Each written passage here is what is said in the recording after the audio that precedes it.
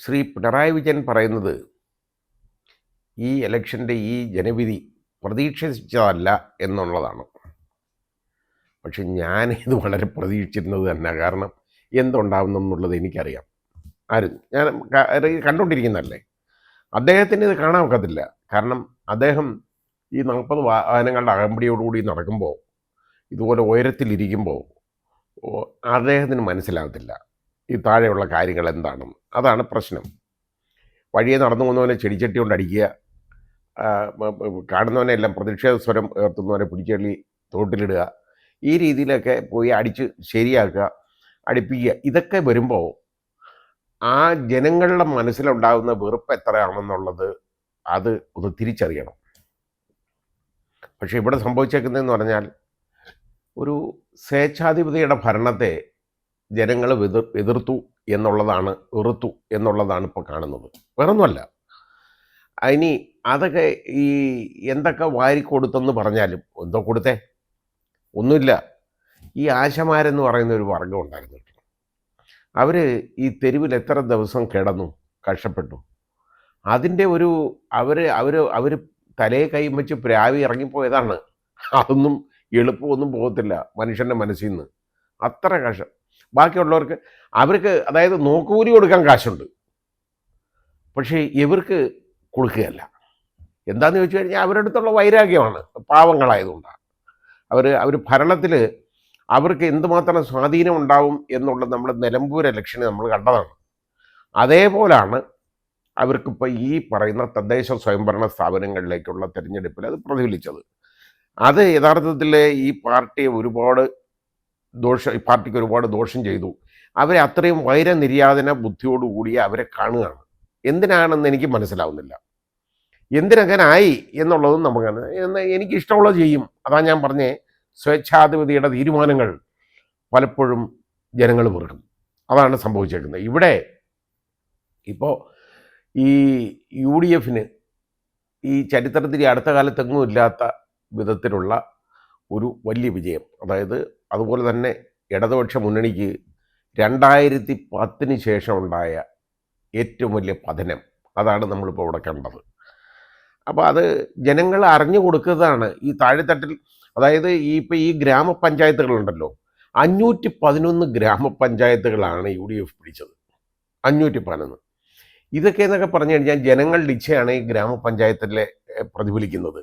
ബാക്കിയൊക്കെ പോട്ടെ, ഞാൻ കോർപ്പറേഷൻ്റെ പോലും ഞാൻ പറയുന്നത്. കോർപ്പറേഷനിലാണെങ്കിൽ 6 കോർപ്പറേഷനുകളുള്ളതിൽ 4 എണ്ണം UDF പിടിച്ചു എന്നുള്ളതാണ്. എറണാകുളത്തൊക്കെ എന്നൊക്കെ പറഞ്ഞു കഴിഞ്ഞാൽ യഥാർത്ഥത്തിൽ ശ്രീ അനിൽകുമാർ എൻ്റെ സുഹൃത്താണ്. അദ്ദേഹം മേയർ എന്നുള്ള നിലയ്ക്ക് നല്ല ഒരു പ്രകടനം കാഴ്ചവെച്ച ആളാണ്, സംശയമില്ല. പക്ഷേ അതുപോലും ജനങ്ങൾ തള്ളിക്കളയാനുള്ള കളയുന്ന ഒരു സ്ഥിതി ഉണ്ടായല്ലോ. അത്രത്തോളം സീറ്റുകളാണ്, 46 സീറ്റാണ് ഈ UDF ഇവിടെ കൊച്ചി കോർപ്പറേഷൻ 76 സീറ്റിൽ പിടിച്ചേക്കുന്നത്. അവരൊക്കെ ഒരു ഭരണത്തിന് യാതൊരു മനപ്രയാസവും വേണ്ട, നല്ല രീതിയിൽ ഭരിക്കാം. നല്ല രീതിയിൽ ഭരിച്ചാൽ നല്ലത്, അത് തിരിച്ചറിയണം. ഇനി അതേപോലെ തന്നെ എല്ലാം മുനിസിപ്പാലിറ്റികളിലായാലും എവിടെ ആയാലും ശരി, ഒരു UDFൻ്റെ വലിയൊരു മുന്നേറ്റമാണ് നമ്മൾ കണ്ടത് ഈ ഇലക്ഷനിൽ. അതേപോലെ തന്നെ BJP തിരുവനന്തപുരത്ത് കോർപ്പറേഷൻ 45 വർഷമായിട്ട് മാർക്സിസ്റ്റുകാർ CPM ഭരിച്ചുകൊണ്ടിരുന്ന കോർപ്പറേഷനാണ്. അത് അടിയറ വെക്കാനുള്ള ഇടയായില്ലേ ഇപ്പോൾ. അത് വലിയ ഭൂരിപക്ഷം, വലിയ മാർജിനോടുകൂടിയാണ് അവിടെ BJP ജയിച്ചു കയറിയത്. അപ്പോൾ ഇതൊന്നും പക്ഷേ അവിടെ കോൺഗ്രസ് UDF അവരുടെ നില മെച്ചപ്പെടുത്തി വളരെ. അത് ആ ശബരിനാഥിൻ്റെ യഥാർത്ഥത്തിൽ അദ്ദേഹത്തിൻ്റെ പ്രവർത്തനമൊക്കെ കൊണ്ട് തന്നെയാണ് അദ്ദേഹം മുന്നിട്ടിറങ്ങി, മുന്നിൽ നിന്ന് നയിച്ച് ഒക്കെ കൊണ്ടുപോയതാണ്. അത് ശരിയാണ്. K മുരളീധരനും ഒക്കെ അത് ഒരുപാട് വ്യത്യാസം അവിടെ ഉണ്ടായി. ആ കാര്യത്തിൽ UDFന് നല്ല ഒരു മുന്നേറ്റം ഉണ്ടായി. നേരത്തെ ഉള്ളതിൽ നില ഒരുപാട് മെച്ചപ്പെടുത്താൻ ആയി.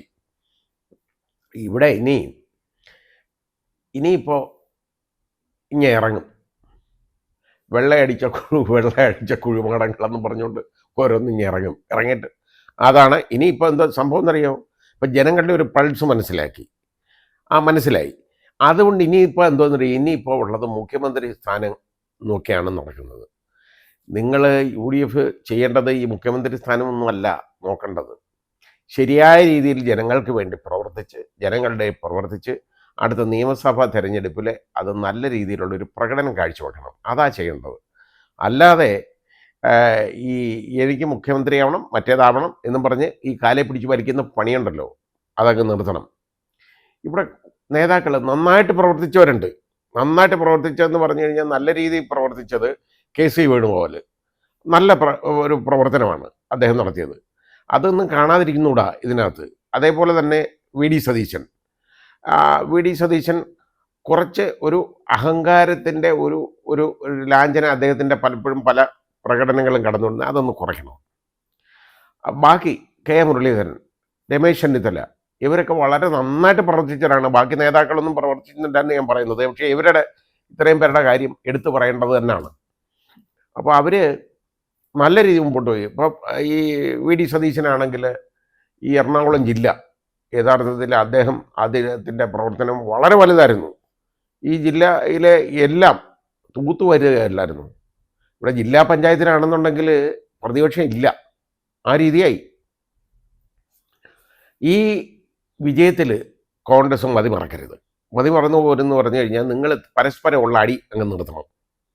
ഈ പെണ്ണുപിടിയന്മാരെ കൊണ്ട് കടന്നു കഴിഞ്ഞാൽ വലിയ പ്രശ്നം ഉണ്ടാവും.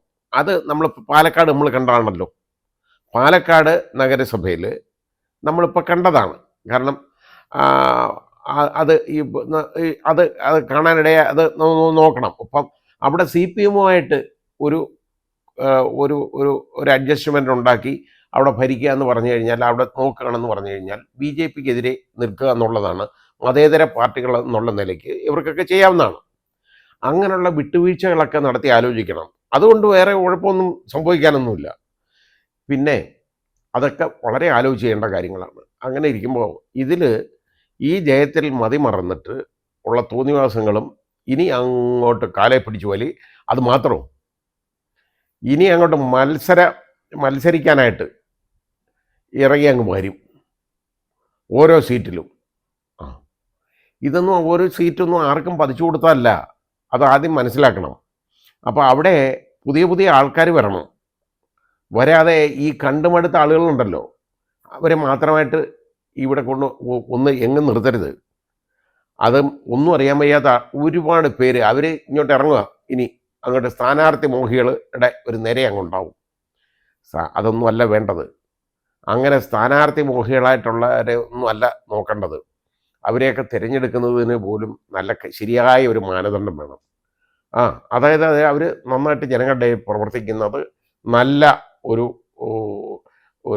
അതായത് അവർക്ക് ജനങ്ങളുടെ നല്ല ഇമേജുള്ള ആളുകൾ, അതൊക്കെ തന്നെ നോക്കി വേണം ഈ ആളുകളെ തിരഞ്ഞെടുക്കാൻ. അതൊക്കെ വേണം. അല്ലാതെ കാണുന്നവനെ എല്ലാം അങ്ങ് സ്ഥാനാർത്ഥിയാക്കി വെക്കരുത്. പിന്നെ അതുപോലെ തന്നെ അപ്പം നമ്മളിപ്പോൾ കണ്ടല്ലോ, ഈ രാഹുൽ മാങ്കൂട്ടത്തിൻ്റെ കാര്യം നമ്മൾ കണ്ടു. അത് കോൺഗ്രസ്സിന് യഥാർത്ഥത്തിൽ ഒരുപാട് ദോഷം ചെയ്തതാണ്. ഇല്ലെങ്കിൽ ഇതൊന്നും ആയിരിക്കുന്നില്ല. അവിടെ ഈ പാലക്കാടൊക്കെയുള്ള വിജയം എന്ന് പറഞ്ഞാൽ ഇതൊന്നും ആയിരിക്കുന്ന പോരാ, ആ രീതിയിലേക്ക് മാറി. അതിൻ്റെ കാരണം ഈ ഫാക്ടറാണ്. അത് തിരിച്ചറിയണം. ജനങ്ങളിത് കണ്ടുകൊണ്ടിരിക്കുന്നതാണ്. അപ്പോൾ പറയുമ്പോൾ ഒന്നുമില്ല, മറ്റേതിൽ ഇത്രയുണ്ടല്ലോ, അതല്ല നോക്കേണ്ടത്. UDF നോക്കേണ്ടതല്ല, മറ്റേടത്ത് എത്ര പേരിയ്ക്കുന്നു എന്നുള്ളതൊന്നും അല്ല നോക്കേണ്ടത്. ഇതിനകത്ത് ഇങ്ങനെയുള്ളവന്മാർ വേണ്ട എന്നൊരു തീരുമാനം എടുക്കണം. ഈ പ്രശ്നമുള്ളവരുണ്ടല്ലോ, ഇതേപോലെ ഈ കമ്പേ തുണി ചുറ്റി കാണിച്ച് അതിൻ്റെ പുറകെ പോകുന്നവന്മാരെ അതിലോട്ടങ്ങ് വിട്ടേക്കണം. അല്ലാതെ അവന്മാരെ ഒന്നും എടുത്ത് ഈ തോളെ വെച്ചുകൊണ്ട് നടക്കരുത്. തോളെ വെച്ചുകൊണ്ട് നടക്കാൻ പോയാൽ വളരെ വലിയ പ്രശ്നമാവും.